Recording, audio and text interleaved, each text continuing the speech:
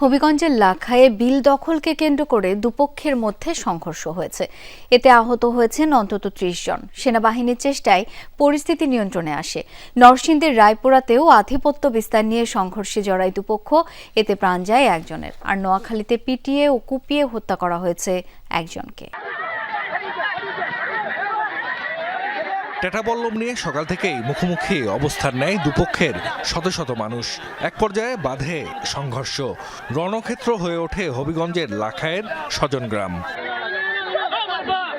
স্থানীয়রা জানায় ধলেশ্বরী খাঞ্জাবিলের দখল নিয়ে শিবপুর গ্রামের জনকল্যাণ সমবায় সমিতি ও সন্তোষপুরের আনন্দময়ী মৎস্যজীবী সমিতির মধ্যে বিরোধ দীর্ঘদিনের।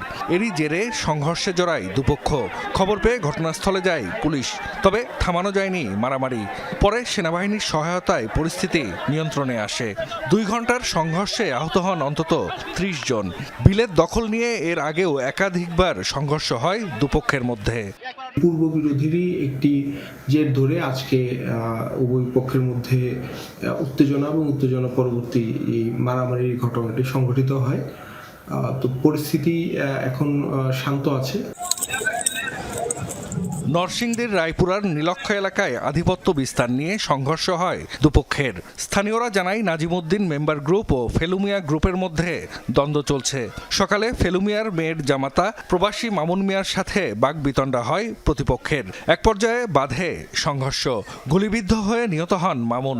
আহত ১০ জনের মধ্যে ২ জনকে ঢাকা মেডিকেলে ভর্তি করা হয়েছে। এলাকায় মোতায়েন করা হয়েছে অতিরিক্ত পুলিশ। ফোন দিয়েছে, খবর ফোন পাইয়া সদর হাসপাতালে আসছি, আইসা তো দেখি মারা গেছে।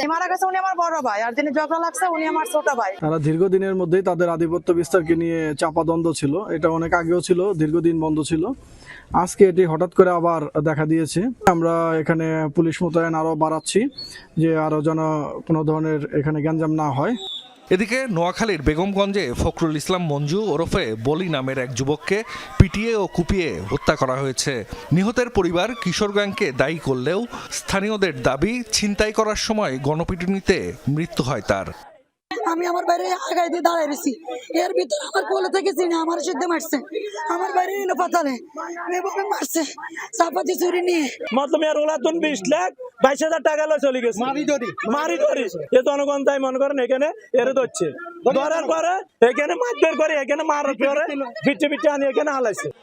নিহত বলির বিরুদ্ধে সন্ত্রাসী কর্মকাণ্ডের অভিযোগ ও একাধিক মামলা রয়েছে বলে জানিয়েছে পুলিশ।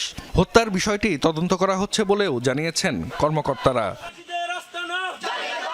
জাহিদ হাসান, যমুনা নিউজ।